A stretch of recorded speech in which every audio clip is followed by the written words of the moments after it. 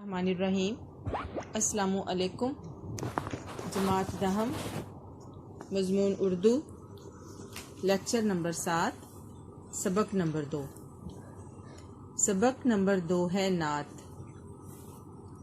جماعت دہم، بیٹا آپ اپنی اردو کی کتاب اپنے پاس رکھیں، اپنی کتاب کھولیں اور اردو کی کتاب کا صفحہ نمبر 7 کھولیں۔ بیٹے آج ہم سبق نمبر 2 شروع کرنے جا رہے ہیں جو کہ نعت ہے، اور نعت کے جو شاعر ہیں ان کا نام ہے احسان دانش۔ احسان دانش بیٹے تخلص کی علامت بتا رہی ہے کہ ان کا تخلص دانش ہے۔ احسان دانش 1914 میں پیدا ہوئے اور 1982 میں وفات پائی۔ اصل نام احسان الحق اور تخلص احسان الحق نام اور دانش تخلص تھا، یعنی کہ انہوں نے اپنے نام کے ساتھ دانش، لفظ دانش یعنی کہ عقل مند، تخلص رکھنا پسند کیا۔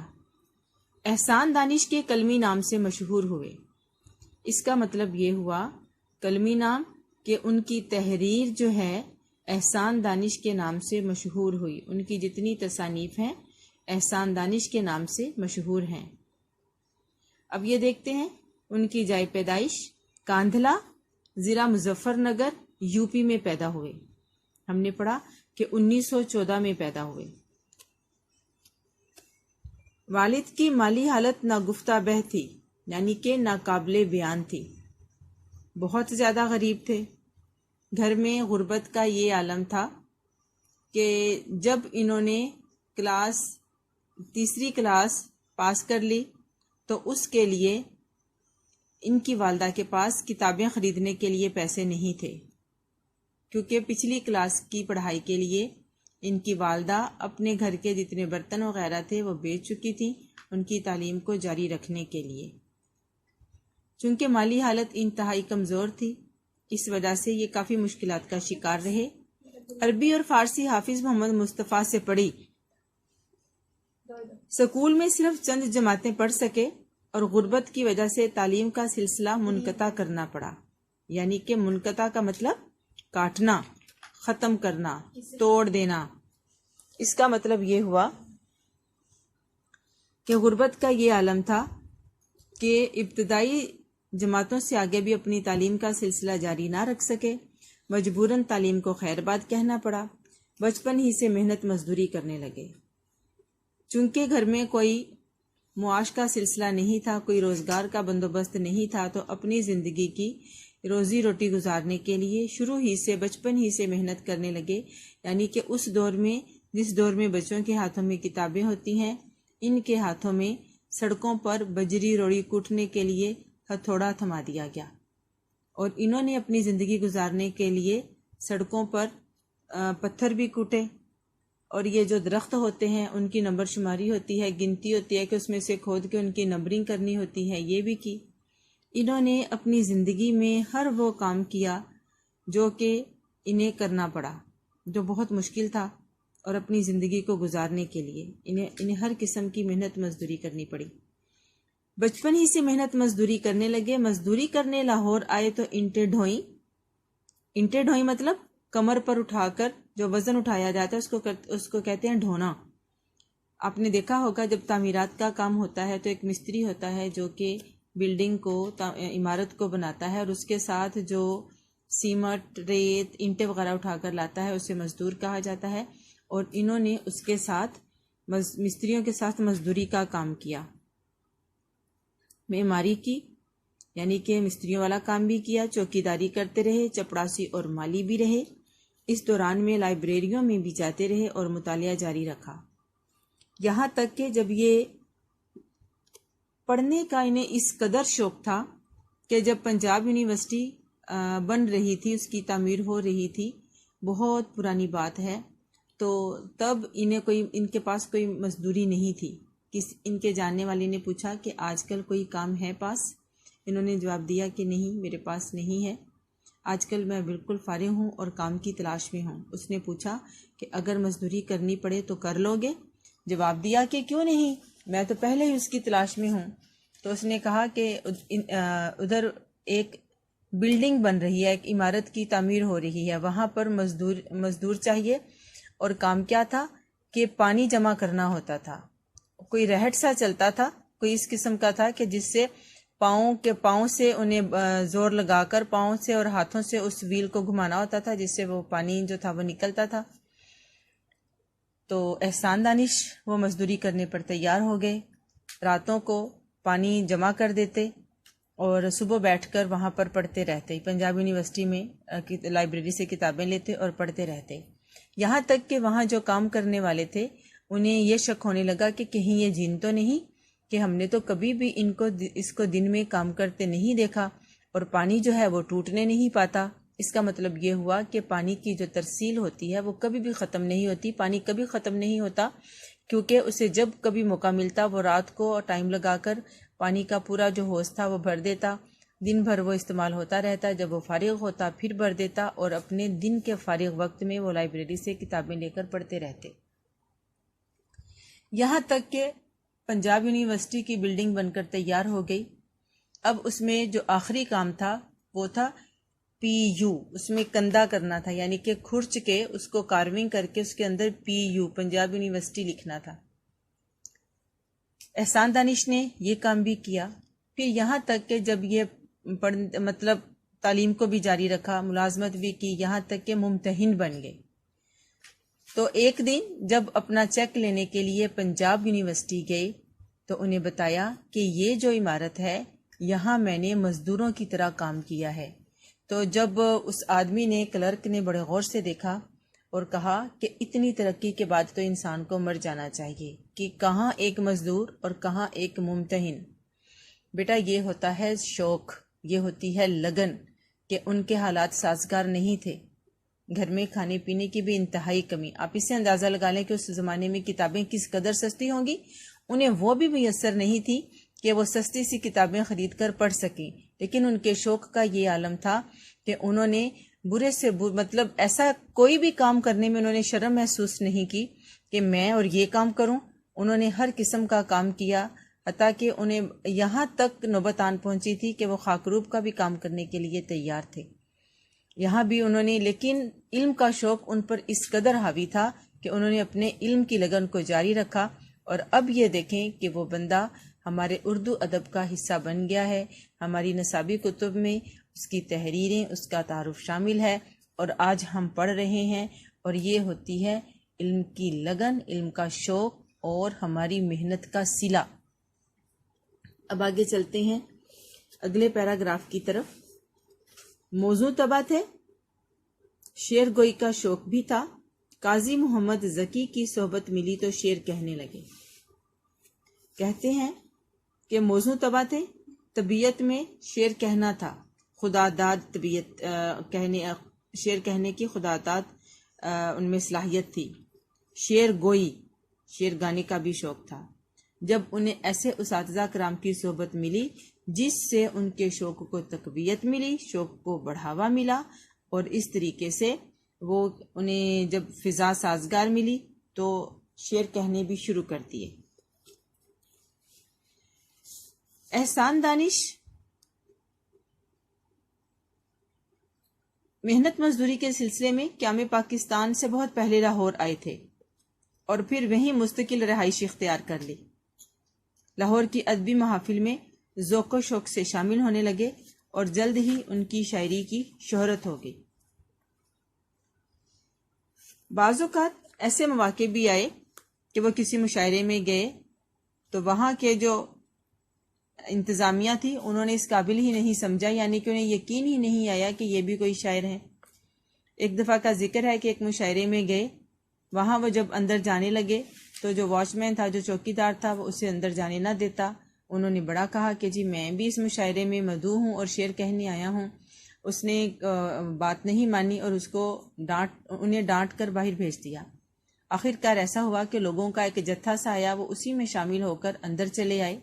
جب وہ اندر آ گئے، ہال میں پہنچے جہاں پہ مشاعرہ ہو رہا تھا، تو اس کرسی پر بیٹھنے لگے جو کہ شاعروں کے لیے، اس جگہ پر بیٹھنے لگے جو شعراء کے لیے مخصوص کی گئی تھی۔ تو انتظامیہ نے ڈانٹ کر انہیں وہاں سے ہٹا دیا کہ ہٹ جاؤ، یہ تو شاعروں کی جگہ ہے۔ انہوں نے بہت کہا کہ جی میں بھی دعوت پر آیا ہوں، لیکن نہیں مانے۔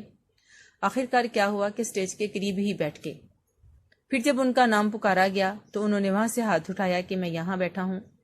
پھر ایسے ہوا، پھر انہیں اسٹیج پر بلایا گیا۔ جب انہوں نے کلام پڑھا، ان کا کلام اس قدر پسند کیا گیا کہ پورے حال میں تالیوں کی گونج تھی اور مکرر ارشاد کے نعرے لگ رہے تھے، یہاں تک کہ ان کے اس قدر عمدہ کلام پر انہیں تحفہ بھی دیا گیا، انہیں انعام بھی دیا گیا، غالباً 10 روپے تھا۔ تو اس طریقے سے انہوں نے اپنی زندگی میں تگودو کی۔ ان کی ساری زندگی بہت مشکلات میں گزری، لیکن انہوں نے ہمت نہیں ہاری اور آخرکار انہوں نے اپنے مقصد کو پا لیا۔ اب آتے ہیں دوسرے پیراگراف کی طرف۔ احسان دانش قادر الکلام شاعر تھے، یعنی کہ اپنے کلام پر قدرت رکھتے تھے۔ ان کی شاعری مشرقی اقدار کی آئینہ دار ہے۔ ان کی شاعری سے ہمیں مشرقی جو ہماری روایات ہیں، ہمارے رسم و رواج ہیں، تہذیب و تمدن ہے، ان کا آئینہ ہے، ان کی ایک جھلک ملتی ہے۔ اس قدر عمدہ شاعر تھے کہ انہیں غزل اور نظم دونوں پر یکساں قدرت حاصل تھی، یعنی کہ دونوں پر ایک جیسی مہارت رکھتے تھے۔ کہیں بھی کسی کو بھی اگر ہم نظم کو دیکھیں تو وہ بھی کم نہ تھی، غزل کو دیکھیں تو وہ بھی اپنی مثال آپ تھی۔ مگر ان کی وجہ شہرت ان کی نظمیں ہیں، لیکن جو انہیں زیادہ شہرت ملی ان کی نظموں کی وجہ سے ملی۔ ان کی نظموں میں جہاں عام آدمی کے دکھوں کا اظہار ملتا ہے، وہاں قدرتی مناظر کی عمدہ تصویر کشی کی گئی ہے۔ انہیں مزدور شاعر کہا جاتا ہے۔ احسان دانش کی جو نظمیں ہیں ان کا عنوان عام آدمی کے جو دکھ ہیں، غم، پریشانیاں، اس کا اظہار جا بجا ملتا ہے۔ وجہ یہ ہے کہ انہوں نے خود بھی ایسی زندگی گزاری اور یہی چیز ان کے کلام میں جا بجا نظر آتی ہے اور اس کی جھلک ان کے کلام میں بھی ملتی ہے۔ وہاں دوسری فطرت کو پسند کرنے والے شاعر بھی تھے کہ بہت جو قدرتی مناظر ہیں ان کی عمدہ تصویر کشی کی گئی ہے۔ بیٹا کش کا مطلب ہوتا ہے کھینچنا، کش کا مطلب ہوتا ہے مارنا، اور یعنی کہ عمدہ تصویر کشی کی گئی ہے۔ عمدہ قسم کی تصویریں انہوں نے، ایسا لگتا ہے، اس قدر عمدہ شاعری ہے، اس قدر عمدہ الفاظ ہیں، ایسا لگتا ہے گویا کسی نے ان مناظر کی تصویر کھینچ کر رکھ دی ہے، بنا دی ہے۔ انہیں مزدور شاعر کہا جاتا ہے، چونکہ مزدوروں کی انہوں نے نمائندگی کی، مزدوروں کے دکھوں کو ظاہر کیا، اس لیے انہیں مزدور شاعر بھی کہا جاتا ہے۔ اس کے علاوہ ان کی اپنی زندگی چونکہ مصائب میں گزری، محنت مزدوری کرتے ہوئے گزری، یہ بھی وجہ ہے انہیں مزدور شاعر کہنے کی۔ اب آتے ہیں آخری پیراگراف کی طرف، کہ آخری پیراگراف میں بتایا گیا ہے ان کی تصانیف کے بارے میں کہ انہوں نے کس قسم کی کتابیں لکھی۔ ان کی مشہور کتابیں درج ذیل ہیں۔ نمبر 1 حدیث زندگی، درد زندگی۔ اب یہ دونوں الفاظ جو ہیں یہ مرکب اضافی ہیں، کیونکہ ان کے پہلے لفظ کے نیچے زیر آ رہی ہے جو کہ حرف اضافت ہے اور کا کی کے معنی دیتی ہے۔ نوائے کارگر، آتش خاموش، گورستان، زخم و مرہم اور شیرازہ شامل ہیں۔ سب سے مشہور ان کی آپ بیتی ہے جس کا نام جہان دانش ہے۔ تو احسان دانش نے اپنی خود نوشت سوانے، یعنی کہ انہوں نے جو اپنی آپ بیتی لکھی جہان دانش، انہوں نے اس میں اپنی زندگی کے حالات تفصیل سے لکھے ہیں۔ احسان دانش کا اگر ہم دیکھیں، کلام میں دیکھیں تو ان کا شمار بر صغیر کے نمایاں اور عظیم شعراء میں ہوتا ہے۔ احسان دانش ایک فقیر منش، سادہ، خوش اخلاق اور علم دوست انسان تھے۔ احسان دانش بنیادی طور پر شاعر انقلاب ہیں۔ احسان دانش کی شاعری کا موضوع زیادہ تر مفلوق الحال مزدور اور محنت کش طبقہ ہے۔ اس کے علاوہ شاعری کے ساتھ ساتھ وہ بہت اچھے نثر نگار بھی تھے۔ نثری خدمات کے حوالے سے ضرب الامثال اور تذکیر و تانیث پر انہوں نے قابل قدر کام کیا۔ آخرکار یہ شاعر مزدور 1982 میں لاہور میں اپنے خالق حقیقی سے جا ملا۔ آج ہم نے سبق نمبر 2 نعت کے مصنف نعت کے شاعر احسان دانش کا تعارف پڑھا، اس کے جو اہم پوائنٹ ہیں۔ جی آج ہم نے سبق نمبر 2 نعت کے شاعر احسان دانش کا تعارف پڑھا۔ بیٹے آپ نے کالم کی شکل میں اسے لکھ کے یاد کر لینا ہے۔